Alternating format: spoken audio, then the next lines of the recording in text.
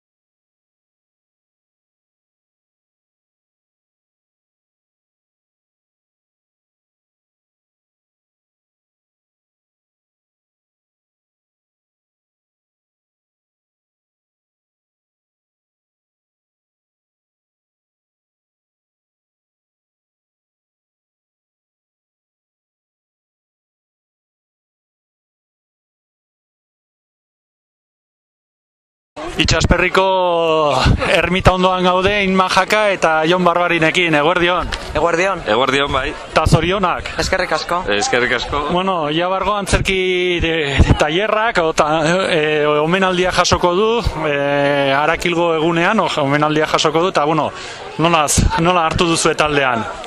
Sorpresa lehenengo, baina pozik, oso gustora. Bai, sorpresa handia egia esan da, eta oso pozik, eta bai, baloratzea, ez? Pues, ez bakarrik gure lana, baizik eta kultura ere nolabait baloratzea, ez? Udaletxetik. Bueno, eta zuek kultura bederatzi urte, ez? Okerrez banago, Inma? Bueno, kultura ez dakit zer den, baina oso ondo pasatzen dugu, hori bai. Hori, bueno, asegurao. Bai.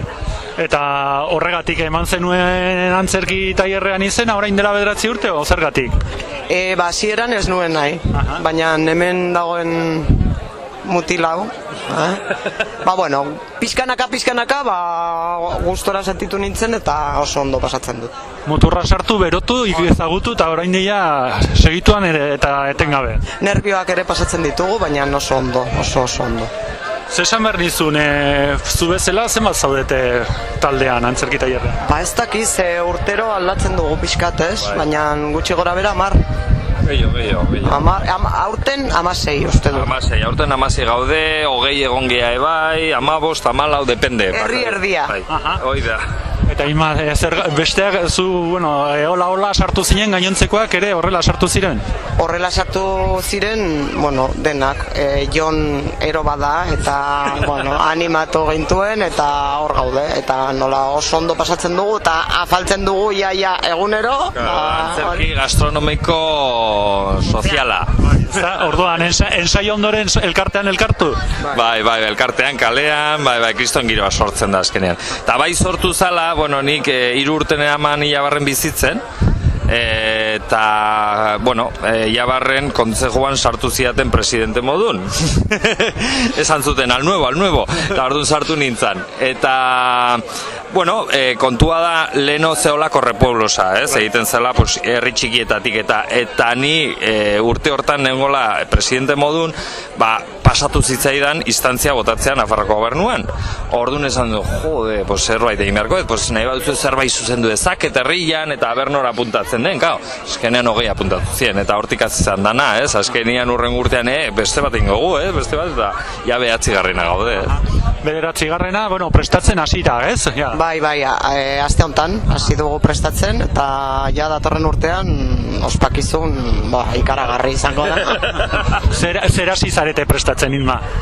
Hori sekreto profesional da, sorpresa. Oso dinamikoa izangoa, oso, publikoen interakzioa, izango oso polita izangoa. Eta sorpresa hori prestatzen, zere, astero ensaiatzen o nola da? Astero, bueno, baina oraindik behin egin dugu, orduan hilabete bat gelditzen zaigu. Baina geho eta profesionalagoa dira, orduan denbora gutxiago behar dute. Orduan hau da, bai. Baina hilabete batean egingo dugu, eta astero, bi egun elkartzen gea hasieran, oain, eta gero, azkenengo astetan edo, gehiago elkartuko gea. Bueno, ni memoria hula dut, baina gutxienez, kabaret bat eraman duzue Jabarrera, eraman duzue Don Quijote, zer gehiago?